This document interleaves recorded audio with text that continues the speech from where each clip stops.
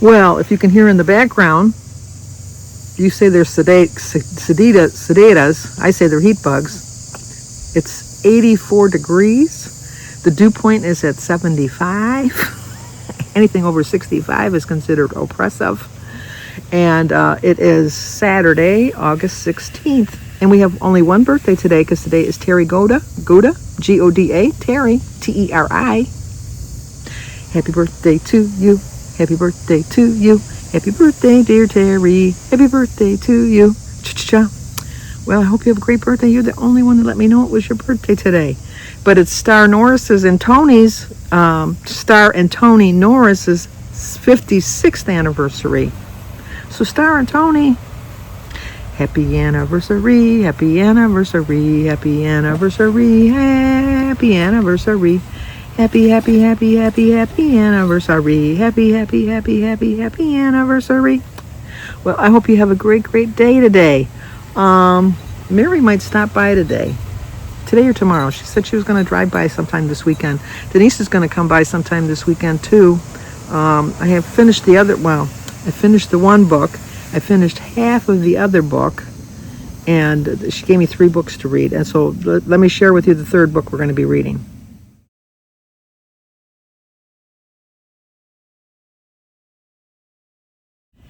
We are going to be reading, I don't know, it doesn't sound up my alley, but Love Elixir.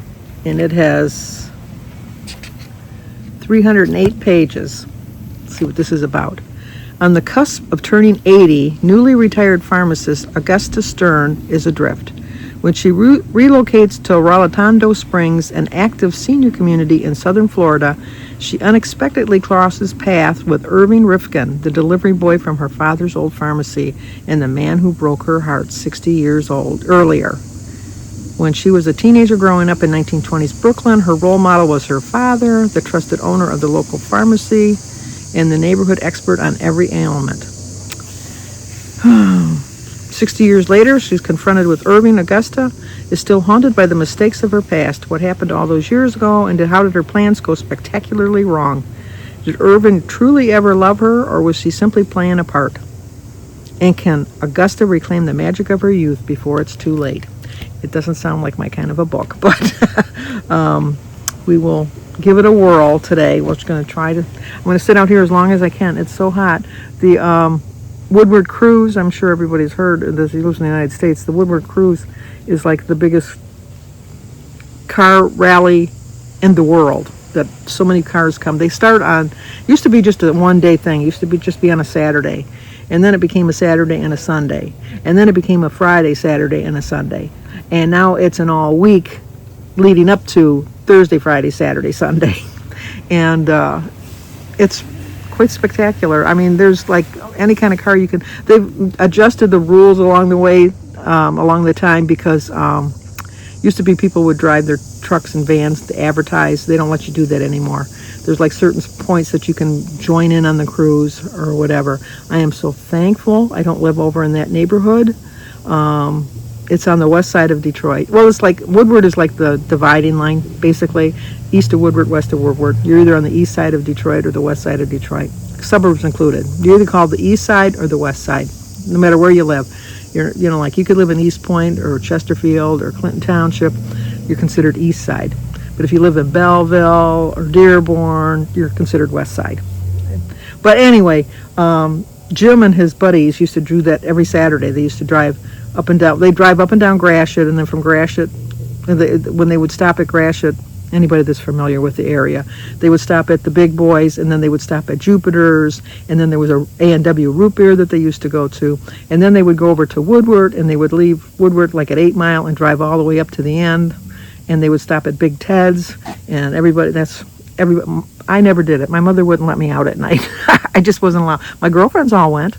I was never allowed to go, but Jim always went. Every Saturday, Jim went, and that's when he got drunk, and his mother's got drunken pictures of him when he came home drunk one night. His dad was taking pictures, and his mother was getting so mad, and he said, no, we need him to see what he looks like the next day. Jim has never drank wine again. That's where he got drunk on wine. He thinks that if he drinks wine, he's going to get drunk.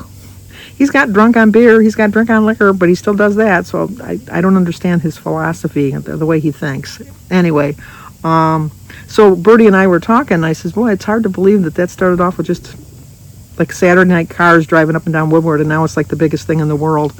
And so I was telling Jim about it, and he said, because he wasn't out here for the conversation, and he said, when did my brother ride up and down Woodward? I said, I don't know that your brother ever did.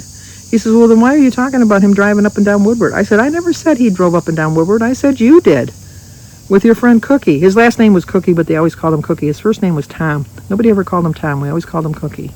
And it wasn't Cookie like Cookie. I think it was Koucke, something like that. Anyway, we always called him Cookie. And he said, you know, you're right, I did. I'm thinking, hello? We used to go on a date. I used to get so mad at him because I had to be home at 11 o'clock. And he would drop me off, and then he'd join his buddies and stay out till 3 and 4 or 5 o'clock in the morning riding up and down Woodward. Never took me. He never took me. He could have took me. He never did, now that I think about it. 60 years later, and then I'm realizing he could have taken me. Oh, he's going to catch hell for that. Let me tell you, I'm going to give him hell. He could have brought me. We could have been home by 11 o'clock. It wasn't that far away. Oh, now he's going to get the rat. No, he's not. So anyway, that's this weekend. They're predicting rain, but I still watered my lawn because we have even odd days to water because I don't know why. It's just it started off when there was a drought, and then it just always came that they always tell you just to water on even odd days. And even though they say we're going to get rain, I'm not.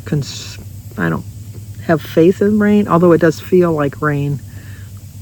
But I watered my lawn, did some weeding. I missed this one patch. It was embarrassing. I thought, well, I'm going to just go over to this one area because I don't think I've been over here. Oh my gosh, it was awful. It was awful. It was embarrassing. There was so many weeds, and they were tall. They weren't even like little weeds. They were like tall weeds. It was like you could get lost in them if you were if you were a cat. You could be in there hiding, and nobody would have seen you. You could have even been a small dog. I mean, it was embarrassing. I don't know how it got by me. So I weeded all that out, and then what else did I do? That's about it. I went to bed early last night. I went to bed at midnight, only because I got up so early. The night before, I just can't. You know, people worry that I don't get enough sleep, that I don't get quality sleep. I do get quality sleep. I know that my sleep pattern is different than normal people, but when I go to bed at 2, I still don't wake up till 9:30, so I'm still getting my 7.5 hours. What difference? I don't see. Is there a difference? Maybe there is. I don't know. What is the difference between somebody that goes to bed at 11 o'clock and gets up at 6 o'clock, as opposed to me who goes to bed at 2 o'clock and gets up like at 9 or 10 o'clock? I'm still getting just as much sleep as you. Granted, you have more of the day ahead of you than I do. I understand that. But it's just... I just get a lot of sleep. But anyway, I went to bed the night before at 3. When it was about 3 o'clock, because I wanted to finish my book. And then I got up at 7:30, and then I took the hour and a half nap, but I was still tired last night. So I went to bed at midnight, and I got up about 9 o'clock this morning, about 8:30. So I got 8.5 hours sleep, so... And then I got to see the light again. It was bright outside. It was like so bright. Bright light. But there's a little tad of a breeze, and it's actually a cooler breeze, even though it's so hot. It's not a hot breeze like it has been the last couple days. I still have my air conditioning on, although next week we're supposed to have a little bit of a cooler weather, so I should be able to... See, it's a catch-22, because Terry Weeks knows what I'm talking about. Is you like to have the window open, but the allergies kind of kick in then, because then you get all the pollen and all that into your house. So it's like, do I want the fresh air or do I want the stale air, but at least I don't sneeze and cough and have a headache? But then I'm thinking I'm sitting outside most of the day anyhow, so I'm with the pollen anyhow. I don't know. Catch-22, like I told you, I catch-22. So, what else is going on? There's nothing on TV last night. Nothing. So I read, that's why I was able to finish my book. Jim and I sat out here, we watched a new series on Prime called Butterfly with Daniel Day Kim, I think. He used to be on Hawaii Five-0. But we only gave it 2 episodes. There's 6 altogether. We barely made it to the second one. It just wasn't our cup of tea, I guess. So we didn't finish watching that. Then I watched my YouTube videos. Kim ought to be in the Dirty Jurors by now with Joan. They were going to have the whole week. I think it was the whole week they were going to be together.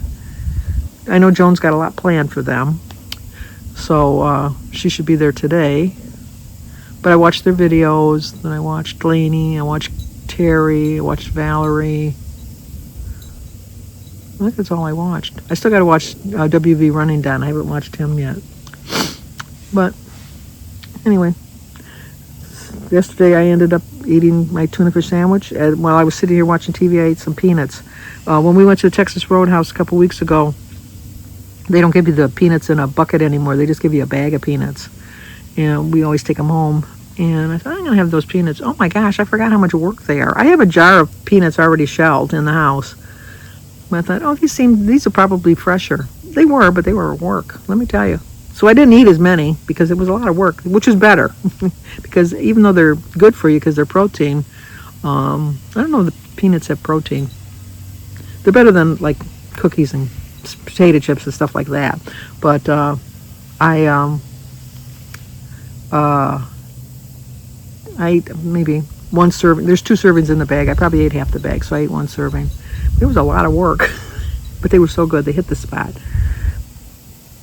So we'll see what the rest of the day brings for me. So hopefully you enjoy your weekend. Try to stay cool if it's hot where you're at. If you want it to rain, I hope it rains. If you don't want it to rain, I hope it doesn't. I do want it to rain. Even though I watered my lawn and my flowers today, they need more than what my little bit of sprinkler gave them. So that'll do it for now. Oh, and Edie did send me some baseball clips. So I'm set for baseball clips now.